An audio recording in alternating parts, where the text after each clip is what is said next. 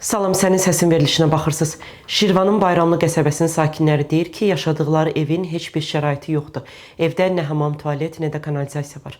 Dəfələrlə aidiyyatı qurumlara müraciət ediblər. Amma onların köməyinə çatan yoxdur. Bildirirlər ki, evdə yaşayan kəsəyənlərdən xəstəlik tapıblar. Qar yağır, evə damır.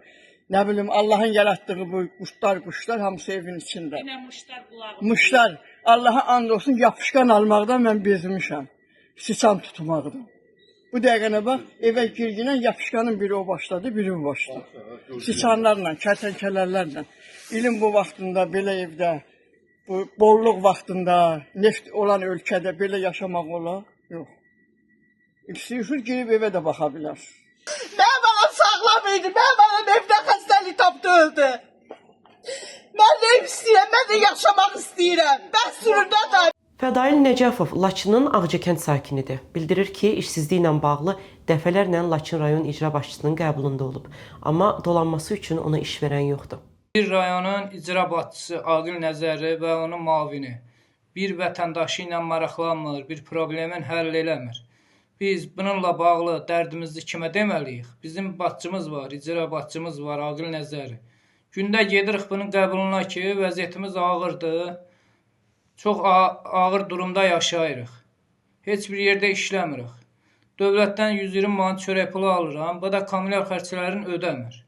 Vəziyyətimiz çox acınacaqlı durumdadır. Sabirabadın Arnıq kənd sakinləri yolların yağışdan sonraki vəziyyətini bizə çəkib göndəriblər. Hal-hazırda ama yolun vəziyyətini göstərirəm. Maşınlar da gəlir, gedir. Maşınlar da gəlir, gedir, acınacaqlı vəziyyətdir. Bax. Bax, bu da bizim təkrar göstərirəm kəndimizin bugünkü vəziyyəti. 15 kilometri yoldur. Buradan Sabirabad rayonuna, rayonumuzun ərazisinə, yəni rayona çatmaq üçün 15 kilometr yol qət eləmək lazımdır. 15 kilometr yol bu vəziyyətdədir. Sübhan Hacıyev deyir ki, 2018-ci ilin fevralın 12-si yaşadığı mülk zorla əlindən alınıb.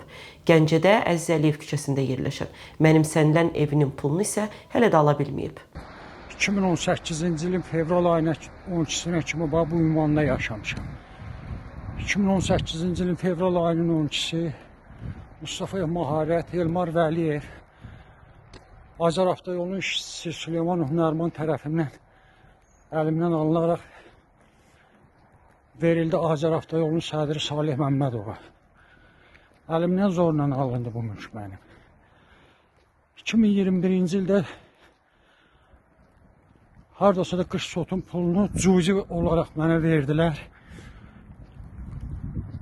Cüzi olaraq.